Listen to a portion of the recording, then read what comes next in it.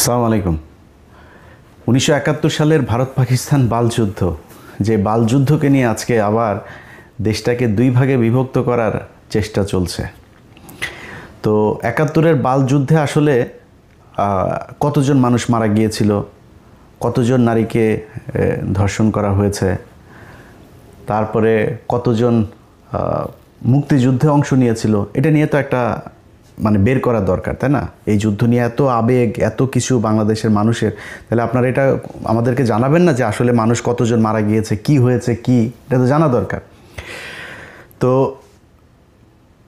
Bangla এডিশনের crime addition থেকে গত 3 মাস মতো আগে আমি বললাম যে এটা নিয়ে আমরা একটা জরিপ করি, সারা দেশে ঘুরে ঘুরে তারপরে করি। তো আমরা তো ছোটোবেলা থেকে শুনে আসছি যে 2 লাখ মা বোনের ইজ্জতের বিনিময়ে তারপরে বাংলাদেশ নাকি স্বাধীন হয়েছে। এবং আমি 2012 সালের আগ পর্যন্ত আমি কিন্তু হাফ চেতনাধারী ছিলাম।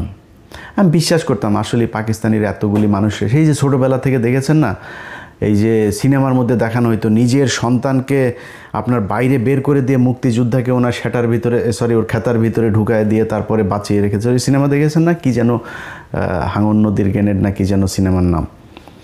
এসব টিনেমা নাটক দেখায়া আর দাড়িওয়ালা লোকজনরে বানানো হয়েছে আপনার রাজাকার। এটা বানায়ে তারপরে সারা দেশের মানুষকে ব্যাপক এক উত্তেজনার মধ্যে ঢুকিয়ে দেওয়া হয়েছিল। তো 12 সালের পর থেকে আমি মুসলমান হই। আমার ধর্মের প্রতি, ইসলামের প্রতি, বাংলাদেশে আসলে মুসলমানদেরকে নিয়ে তারপরে কি ষড়যন্ত্র, ভারতের ব্যাপারে আমি কিন্তু এই অনেক হিন্দি সিনেমা দেখেছি, হিন্দি গান, এখনও ওদের নিয়ে বিনোদন, এটা তো বিনোদনের জন্য দেখা, এখনও সত্যি কথা হিন্দি গান শুনি। তো এখন এই যে আপনি এগুলি যে আপনি করলেন, 71-এর যে যুদ্ধ নিয়ে আমাদেরকে যা যা দেখাইলেন, আমরা ব্যাপক এক উত্তেজনাশীল চেতনাধারী এক জাতিতে পরিণত হইলাম। সেই জাতিকে আপনি বুঝাইলেন 2 লাখ মানুষকে করার। তো আমরা প্রথমে গেলাম মন্ত্রণালয়ে একটু খোঁজ নিতে, যে মন্ত্রণালয়ে তো নিশ্চয়ই সেই 2 লাখের না থাকে, 1 লাখের তো থাকবে না, 50,000, 5,000, 1,000 তো থাকার কথা। মন্ত্রণালয়ের কাছে তালিকায় নাম আছে মাত্র 530 জন। কোনো সমস্যা নেই ভাই, 530 জনও ইটস হিউজ। আমি এটাও যদি 530 জন যদি ধর্ষণের শিকার হয়ে থাকে, আমি সেটার বিচার চাই, সেটাকে আমি ব্যাপক ন্যাক্কারজনক হিসাবে দেখতে চাই। এই 513 জনের মধ্যে 30 জনের মধ্যে আমি গেলাম আমরা অনুসন্ধান করতে। এর মধ্যে ঢাকা বিভাগটা দিয়ে আমরা শুরু করলাম। তো মন্ত্রণালয়ের হিসাব অনুযায়ী ঢাকা বিভাগে ধর্ষিত হয়েছেন হলো 69 জন। এই 69 জনের পেছনে খোঁজ নিতে গিয়া ভাই যা দেখলাম, আইরে ভাই, পাকিস্তানের মিলিটারিরা এত ধর্ষণ করে গেল। এই 69 জনের মধ্যে কারোর গ্রামই নাই। একটা মানুষের নাম দেওয়া হয়েছে এই ঢাকার কেরানীগঞ্জে, গ্রাম নাম দেওয়া হয়েছে, সেই গ্রাম বলে কোনো গ্রামই নাই, কেউ মানুষ নাই, সেই নামের কোনো মানুষও এলাকায় নাই। একজন আছে ফাতেমা বিবি। ফাতেমা বিবি একাই 400 মিলিটারিকে সে এক বিস্ফোরণ বানিয়েছেন। তিনি বিস্ফোরণ বানিয়ে বলে মরিচের গুঁড়া টুরা, হলুদের গুঁড়া, ঝাল মশলা দিয়ে মাখায় টাকা তিনি এক বিস্ফোরণ বানিয়েছিলেন। সেই বিস্ফোরণ দিয়ে তারপরে পাকিস্তানের 400-500 মানুষকে মেরেছেন। 13 জনের আপনার এই গোপনাঙ্গ কেটেছেন পাকিস্তানি মিলিটারিদের। গোপনাঙ্গ কেটে ওর ওর এর মধ্যে আপনার উঠানের মধ্যে ওনাকে শুটকি বানাতে দিয়েছিল সেই গোপনাঙ্গ দিয়ে। এই হলো গিয়া, শুনেন একটু ক্রাইম এডিশনে সে প্রোগ্রামটার অল্প একটু কথা শুনেন, শুনলে বুঝবেন কি বলে। একটা পাঁচফোড়ন তৈরি করলাম, কিছু ছাই, তামুকের ফাঁকি, মরিচের ফাঁকি দিয়ে ছোট্ট ছোট্ট করে গোল্লা বানাইয়া এক একজনের হাতে দিতাম। অনেক মানুষ ছিল, এদেরকে হাতে দিতাম, ওরা গাছের গায়ে গায়ে থাকতো। যখন ওইটা যখন পড়তো তখন ওরা আসলে ভরা মারলে ভরা ওকে নাক মুখ চোখ মুখ কানা হয়ে যেত গা, তখন ওদের অস্ত্র আমরা চিনে এনে মুক্তিযোদ্ধাদেরকে দিতাম। বহু অপারেশন করছি আমরা নিজের হাতে, না হইলে কমসে কম আমার এই হাত দেয়, না হইলে 2 থেকে 500 আমি মারছি। আমি 11 জনের জীবিত অবস্থায় তাদের পুরুষঙ্গ কেটে লেছিলাম কাঁচি দিয়া, বব কাঁচি দিয়ে কাইটটা আমি টাকি মাছের মতন শুটকি দিছিলাম। এই হইল কি আমাদের মুক্তিযুদ্ধের ধর্ষিতাদের অবস্থা। 530 জনের মধ্যে একজনকেও, পুরো ঢাকা বিভাগে আমরা একজনের খুঁজে পাইনি যেটা বাস্তবিক পক্ষে বাস্তবিক অর্থে কেউ ধর্ষিত হয়েছে এই প্রমাণ দিতে পারে। নানান ধরনের গল্প, এই করেছে ওই করেছে, 3টা কোশ্চেন করলে এরপরে ঘুরপেচ খাওয়া যায়। আমার 4-5টা ভাইকে আপনার 4 ভাই আর 1 বোনকে মারা হয়েছে 71 সালে। সেই 4 ভাইয়ের নাম বলতে বললে একবার এক ভাইদের নাম বলে। আবার পেটের বাচ্চা মারা গিয়েছে, বাচ্চার বয়স কত ছিল, পাশের থেকে আরেকজন বলে আপনার তো বাচ্চা টাচ্চা ছিল না, কয় পেটের ভিতরে শহীদ হয়েছেন। শোনেন একটু কি বলে। ফরিদ, আরেক ভাইয়ের নাম আছিল দরবেশ, আরেক ভাইয়ের নাম ছিল মনসুর আলী, আরেক ভাইয়ের নাম ছিল নূর মোহাম্মদ, আমার বোনের নাম ছিল নাজমা। নাজমা আমার ছোট ছিল, আমার বোনকে ওই জায়গায় মাইরে ফেললো ফরিদ, শেখ ফরিদ। আমার আরেকটা ভাইয়ের নামও শেখ ফরিদ আছে, জীবিত, বুঝলেন না, আগে ছিল আমার বড়। আরেক ভাইয়ের নাম আছিল যে আবুল ফরাজ, আরেকজনের নাম আছিল মনসুর আলী, আর বোনের নাম ছিল নাজমা। আমার প্রথম সন্তান শহীদ হয়েছে, দ্বিতীয় সন্তান মুক্তিযোদ্ধার সময় শহীদ হয়েছে, দ্বিতীয় সন্তান মুক্তিযুদ্ধের সময় আপনার বয়স ছিল 20-22 বছর। হ্যাঁ, আপনার ছেলের বয়স কত তখন? তখন মনে করেন ছেলে আমার গর্ভে শহীদ হয়েছে, গর্ভ অবস্থায় শহীদ হয়েছে। এইভাবে আমাদেরকে এই গাঁজাখুরি গল্প শোনায়া একটা বিশাল প্রজন্মকে আমাদের 54 বছর ধরে অন্ধ বানিয়ে রাখা হয়েছে। আমরা আসলে যদি মুক্তিযুদ্ধের সময় কোনো মানুষ মারা গিয়েছে কিনা, কেউ রেপড হয়েছে কিনা, কতজন হয়েছে, আমরা এটা জানতে চাই, আমরা শুনতে চাই, এটা জানুক এই জাতি। কেউ জানে নাই। মুজিব এই শালায় ওর এক কমিশন গঠন করেছিল, আচ্ছা খোঁজ নে তো দেখ কয়জন মারা গিয়েছিল। সারা দেশে মিলা ওরা এই মুক্তিযুদ্ধের সময় নিহত মানুষ পেয়েছিল হইল 33 জন। এই 33 জন পাওয়ার পরে আর খুঁজা পায় না, কয় তাহলে বাদ দে, এটা নিয়ে আর আলাপ দরকার নাই। এরপরে আর কেউ সেই আলাপে যায়নি, সবাই এটা নিয়ে রাজনীতি করেছে। ভাই 530 জন যদি ধর্ষিত হয়ে থাকে, এটা আমি মনে করি যে ব্যাপক মানবতা বিরোধী অপরাধ। এটার সাথে যে যে জড়িত ছিল মারা তো যাইতে হবে। এক একটা 68,000 গ্রাম দিয়ে যদি আপনি 2 লাখের ভাগ করেন 2.90, প্রায় 3 জন করে পড়ে। এই 3 জন করে আপনার গ্রামে আছে, আপনার জেলায় আছে, আপনার বিভাগে আছে। কারোর কাছে শুনেছেন যে কারোর বিভাগে আছে? কেউ বলতে পারবেন যে কার মা বোন রে, আওয়ামী লীগের কারোর মা বোন রে যদি নাকি পাকিস্তানিরা লাগায় যায়, তোরা তালিকাটা আমার কাছে দিস, আমরা খোঁজ খবর নিব, নিয়ে তারপর দেখব তোর মা বোনদের ভ্যাজাইনাল চেক আপ করায় তারপরে নিয়ে আসবো না, দেখবো না কী হয়। এটা করে কি করা হয়েছে, পাকিস্তানিদের সাথে আমাদের একটা বিরাট দূরত্ব তৈরি করা হয়েছে। এই দূরত্ব তৈরি করেই তারপরে এই যে শালারা যে বলে যে মুক্তিযোদ্ধাতেই 16 ডিসেম্বর, এই যে কয়দিন পরে বাল দিবস আসতেছে, একটা বিজয় দিবস, এটা বালের মুক্তি বিজয় দিবস রে। ভারতীয়রা পাকিস্তানিদের কাছ থেকে দেশ লেখা নিল, একটা সেক্টর কমান্ডার থাকতে পারেনি একজন। এই যে ছবিটা, এই যে সাইন করার যে ছবিটা, একজন বাংলাদেশি আছে, সব ইন্ডিয়ানরা। তা আমার কিসের বিজয় দিবস? এরপরে ইন্ডিয়ান মিলিটারিরা এই এসে আমাদের দেশের সব কল কারখানা যা যা আছে সব কিছু নিয়ে গেল। আজকে আমরা বলি না যে আমাদেরকে ব্যাপকভাবে বঞ্চিত করা হয়েছে, উনি পশ্চিম পাকিস্তান পূর্ব পাকিস্তান থেকে সব নিয়ে যেত, পূর্ব পাকিস্তানে কিচ্ছু করা হয় নাই। ভাই ইতিহাস যা গিয়েছে সব বাদ দেন, কয়জন ধর্ষণ হয়েছে বাদ দেন, মুক্তিযোদ্ধা কয়জন ছিল আর নিহত কয়জন হয়েছে সব বাদ দেন, ওগুলি পাস্ট।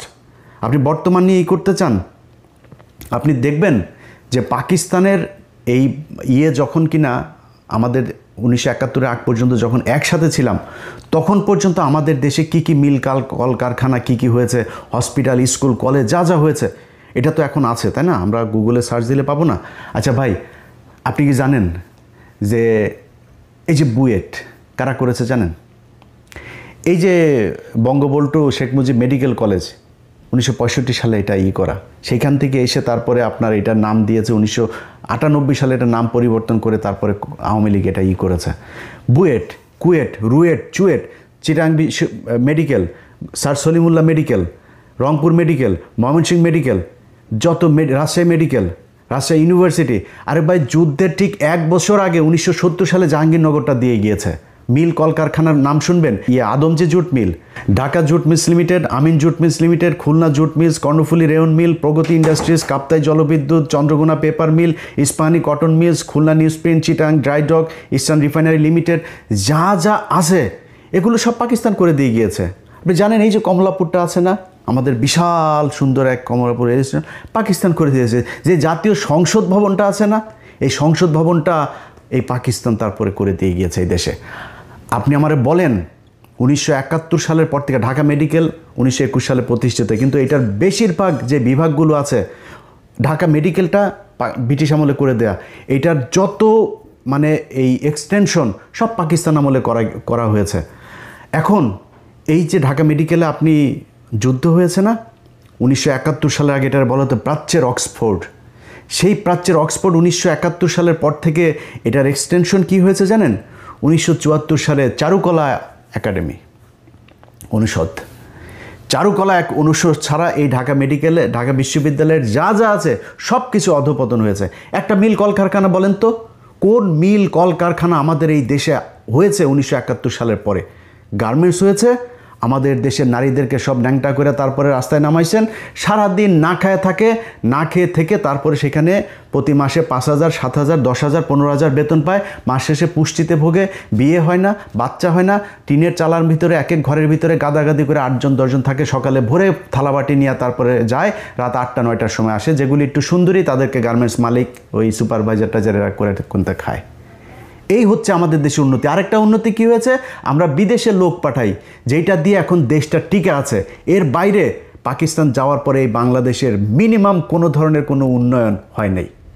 আজকে এই যে আমাদের স্মার্টা যেসব নারীরা আছে না, যারা পাকিস্তানের বলে পাকিস্তান, ওরা কি ইউটিউবে সার্চ দিয়ে দেখেন পাকিস্তানের, আর ওরা পাকিস্তানের নারীরা সারাদিন ওরা মনে হয় যেন যদি পাকিস্তান নিয়ে কিছু বলে, মানে ওইখানে কয়েকটা বোম টোম পরে আছে মসজিদের ভেতরে, মুসল্লিরা নামাজ পড়ে, মেয়েরা সব একদম বুরকা টুরকা পরে হয়ে থাকে।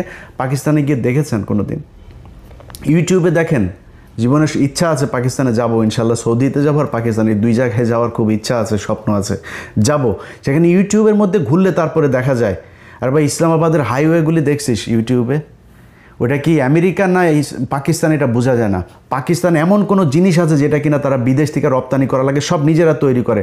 এই 2 দিন আগে ব্যালিস্টিক মিসাইল তারা করেছে, উৎক্ষেপণ করেছে। কি করে নাই তারা? মোটর সাইকেল, গাড়ি থেকে শুরু করে সব উৎপাদন করে। চিকিৎসা, তাদের চিকিৎসা খাতের অবস্থা জানেন? তাদের সাথে এখন আমাদের ব্যারিকেড তৈরি করে রাখা হয়েছে। এই ডিসেম্বরে আপনার কতদিন ধরে শুনছি বাংলাদেশ ঢাকা থেকে ইসলামাবাদে সরাসরি ফ্লাইট হবে, চালু হয় না। কারণ ওইখানে গেলে পাকিস্তানের যে ট্রিটমেন্ট ব্যবস্থা, এটা ইন্ডিয়ার সাথে আমাদের তখন একটা এই মানে এখান থেকে রোগী কিছু ভাগাভাগি হয়ে যাবে পাকিস্তানে, এটা কোনো দিনও চায় না। যেই কারণে এই ইন্ডিয়ার যারা কিনা এই বাংলাদেশের যে দালালরা আছে, তারা চায় না পাকিস্তানের সাথে সরাসরি কোনো সংযোগ হোক। পাকিস্তানি কাপড় চোপড়, পাকিস্তানি পোশাক, পাকিস্তানি, আরে ভাই তোরা যে মানে এই মডেল হবি, আমরা মডেল পেয়েছি পুরিমণি, আমরা মডেল পেয়েছি নীরা ইসরাফিল, এই হলো মডেল। পাকিস্তানের মডেল দেখছি ভাই, মডেলও যদি সুন্দরীও যদি দেখতে চাই, এই যে আমাদেরকে যে মানে বঞ্চিত করা হয়েছে, বঞ্চিত আগে করা হয়নি, এখন করা হয়েছে। বাংলাদেশের ফকিন্নির বাচ্চারা তোদের মতো মডেল দেখে তো আমাদের এই ফেসবুকে আমাদের সময় নষ্ট করতে না। আমরা মডেল দেখতে পারতাম পাকিস্তানি মডেল, ওইটা হয়তো আমাদের মডেল। দেখছিস ওদের কোন দিক থেকে যাবি পাকিস্তানের সাথে বল? তো এখন আমাদের সব দিক থেকে বঞ্চিত করে ওরা পাকিস্তানের সাথে এই গ্যাঞ্জাম বাধাই দিয়ে এগুলো করেছে। ভাই পাকিস্তানের সাথে আমরা আলাদা হয়েছি, সারা পৃথিবী যদি চেষ্টা করে পাকিস্তানের সাথে বাংলাদেশ কোনো দিন আলাদা হবে না, মানে এই এক হবে না। কিন্তু আমাদের যে সুযোগ সুবিধা যা দরকার আমি পাকিস্তানের কাছ থেকে নিব। পাকিস্তানের সাথে আমার সম্পর্ক যদি ভালো থাকে, তাদের যে নিউক্লিয়ার আছে সেটা তারা নিজেরাই বলে, বাংলাদেশ ভাই তেরে আমার যদি লাগে তাহলে তোরে দিয়ে দিব, কোনো সমস্যা নাই। আমি কেন তার সাথে গ্যাঞ্জাম লাগবো? আমার যতটুকু দরকার আমি ততটুকু সম্পর্ক তার সাথে ভালো রাখবো। এখন এগুলো করতে দেওয়া যাবে না। এই যে এখন মাঝে মধ্যে দেখেন না 32 নম্বরকে বাঁচানোর জন্য তারপরে কিছু যোদ্ধা রাস্তায় নেমেছে। 32 নম্বরে কী বাল রে? এই 32 নম্বর হলো এই শেখ মুজিব 45,000 মানুষকে মেরেছে। এই 32 নম্বর তো সেই জায়গা। এই 32 নম্বরে বসে বসে 15,000 জাসদের নেতাকর্মীকে হত্যা করা হয়েছে। এখানে বসে এই সিরাজ শিকদারকে ক্রসফায়ারের নির্দেশ দেওয়া হয়েছে। এখানে বসে 74 সালে 27 লক্ষ মানুষকে হত্যা করা হয়েছে এই না খাইয়ে রেখে। এটা তো সেই জায়গা। এখানে থেকে সবশেষ আওয়ামী লীগ, গণতান্ত্রিক দল টল যা আছে সব বাদ দিয়ে বাকশাল প্রতিষ্ঠা করে গিয়েছে এই শেখ মুজিব এই ঘরে বসা। এটা কিসের তরিয়ে? আর এরা সব নাচানাচিতে আছে। আরে বাবা 32 নম্বর এখনও বলছি না বাঁচাইতে, 32 নম্বরে আসে কিছু, তোর 32 নম্বরে যা কিছু আসে ওই জায়গায়। আর এই দিন যেটা হয়েছে এটা তো আমরা ভেলকি দেখিয়েছি, এইটা নিয়ে সবাই ব্যস্ত রাখবো, দিক থেকে রায় হয়ে যাবে। তোরা সারা দেশে কিসের ভেলকি দেখাবি? ভেলকি 32 নম্বরে কেন্দ্র করে তারপরে হয়েছে। সো এত উত্তেজনার কিছু নাই।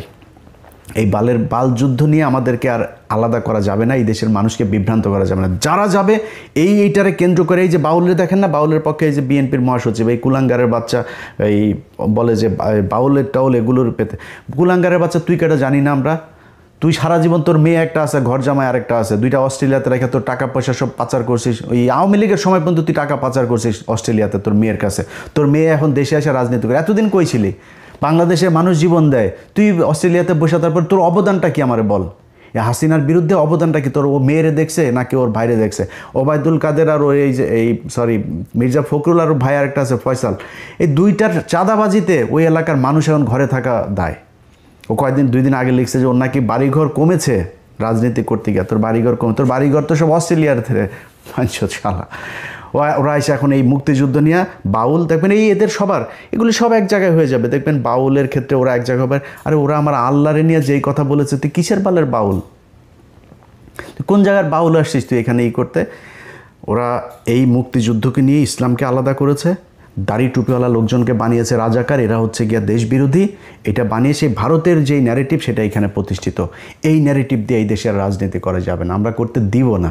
যতই চেষ্টা করেন চালায় যান, দেখেন কাদের পক্ষে লোক যায়। ঢাকা বিশ্ববিদ্যালয় দেখেছেন না, রাজাকারকে বাঁচিয়ে করে ওপেনে বলেছি পাকিস্তানের ক্যান্ডিডেট রাজাকার, ও জিতেছে। তো ওই সামনের নির্বাচনেও বেশি খেলা করতে আসবে না কোনো দল, আশা করি। এই মুক্তিযুদ্ধ নিয়ে আশা করি কেউ খেলা করবে না, আওয়ামী লীগ নাই যেহেতু, আর কেউ করবেও না আশা করি। সো যারা এই বাংলাদেশে এখন মুক্তিযুদ্ধের 32 নম্বরের বাউল, তারপরে এই যে চেতনায় বালছাল নিয়ে আসতে চাইবেন, ভাই কেউ পাত্তা পাবেন না। এগুলি বাংলাদেশের মানুষ। আমি বাংলাদেশের আপামর জনসাধারণের কাছে একটা প্রশ্ন করতে চাই, ভাই আমার কাছে আপনার মুক্তিযুদ্ধের ইতিহাস জানার দরকার নাই। বা আপনারে সিম্পল একটা কোশ্চেন করি, আপনি আপনার গ্রামে, আপনার থানায়, আপনার উপজেলায়, আপনার জেলায় গিয়ে খোঁজ নেবেন যে ভাই কতজন কার মাকে পাকিস্তানিরা লাগিয়ে গিয়েছে, আমার একটু জানায়েন ভাই প্লিজ। আমি যদি জানি যে হ্যাঁ পাকিস্তানের একজন তাকে ধর্ষণ করেছে, আমি একটু শুনতে চাই। একজন মানুষকে আমি পাইতে চাই যেই মানুষটা কিনা করেছে। 2015 সাল, 2071 সাল থেকে 2015 সালে এসে বীরাঙ্গনাদের খোঁজে তালিকা তৈরি শুরু হয়। সেই বীরাঙ্গনা তৈরি করতে গিয়ে আওয়ামী লীগ বিধবা, অসহায়, গৃহহারা, স্বামীহারা মানুষজনকে এক জায়গায় করে তারপরে তারা একটা বীরাঙ্গনার তালিকা তৈরি করেছে 530 জনে, সারা দেশে মিলে। সব কয়টা ভুয়া। এই যে অবস্থা। যাই হোক, এগুলি করে আমাদেরকে আলাদা করতে চেয়েছে। আমরা এখন গার্মেন্টস শিল্প আর আমাদের শ্রমিক শিল্প, এই যে প্রবাসে যে যারা স্বামী স্ত্রীকে ছাড়া থাকে 20 বছর 15 বছর, মাকে ছাড়া, সন্তানকে ছাড়া, বাবাকে ছাড়া মানবেতর জীবনযাপন করে, এরা বালের বীরের জাতি। দোচে তোদেরকে কেউ সারা দুনিয়ায়, তুই বাল জাতি 71 থেকে এই পর্যন্ত কি বালটা ফেলাইছিস? কেউ করে পাকিস্তান না খেয়ে থাকে, পাকিস্তান করে যা দেখিস। আমরা তো এনে থাকি পৃথিবীর সবচাইতে রেইনবো জাতির সাথে আমরা থাকি। এখানে আমরা জানি যে একটা বাঙালি এক জায়গায় গেলে তার কি, আর একটা পাকিস্তানি গেলে তার কি। মিডিল ইস্টে আমার বাংলাদেশের সবচেয়ে বেশি মানুষ থাকে। জিজ্ঞেস করি যায় যে একটা পাকিস্তানি একটা লোক সৌদিয়ানের কাছে কি, আর একটা বাংলাদেশের মানুষ কি। কুত্তার মতো দাম দেন আমাদেরকে, তোদের মতো বাঞ্চত মার্কা রাজনীতিবিদদের জন্য আমরা আজকে এই কুত্তার জাতি হিসাবে সারা দুনিয়ার মধ্যে কিচ্ছু নাই, আমার কিচ্ছু নাই। এক পোশাক শ্রমিক বানায় মহিলাদেরকে এখানে ন্যাংটা করে কাজ করানো হচ্ছে, না আছে কোনো না আছে তাদের নিরাপত্তা, না শারীরিক নিরাপত্তা, মানসিক, আর্থিক, সামাজিক কোনো নিরাপত্তা নাই। রাস্তায় নামায় দেওয়া হয়েছে, এর নাম তাদের চেতনা। বাউলগিরি করে যে শালারা করে, ওই যে আমাদের চুয়াডাঙ্গার মেয়ে, আমাদের চুয়াডাঙ্গা সরোজগঞ্জের মেয়ে সালমা, সে বলেছে যে এগুলির ব্যাপারে খুব শান্টিং দিয়েছে। কয়েকজন বাউল নারী বলেছে এরা বেডে না গেলে এরা প্রোগ্রামে তাদেরকে অ্যাটেন্ড করতে দেয় না। সো খেলাধুলা ভাই সব একই জিনিস। ওই যে সবশেষ আপনাদেরকে একটা জিনিস শোনাই। গোপালগঞ্জে গিয়েছিল আমাদের একজন হেলেনা নামে এক চার দোকানদারকে আপনার বীরাঙ্গনা বানানো হয়েছে। সেই বীরাঙ্গনাকে আপনার গোপালগঞ্জের আওয়ামী লীগের নেতারা ঢাকায় এনে কি করে তারপরে তাকে বীরাঙ্গনার তালিকায় নাম ঢুকিয়েছে, তার কাছ থেকে শুনে অনুষ্ঠান শেষ করি। হেলেনা ওই যে মুক্তিযোদ্ধার চার দোকানদার যে মহিলা, ও কি বীরাঙ্গনা নেই? 71 সালে জন্ম হইতো হয়নি। ওরা কি পরে কি বীরাঙ্গনা বানায় রাখছে? ওরে বানায় রাখছে, ওই যে কয়জন নেতারা ওরে ঢাকা নিয়ে খেলাই টেলাইয়া ওই করছে, বানাইছে নেতারা এরম মরছে ঢাকা নিয়ে আর টাহা নেছে। আরে ও তো আইডি কার্ড দিয়ে হয়েছে জন্ম স্বাধীনই পরে পয়সা তুই যাওয়া আমাকে লাভ নাই, খালি খেলি আমরা একটা করে দেওয়ানে অফিসে উল্টোই ফেলাই দেয়। তো ওনাকে কোনো হাত নাই, অরিজিনাল মুক্তিযোদ্ধাকে কোনো নাই। আসলে ওই যে মহিলা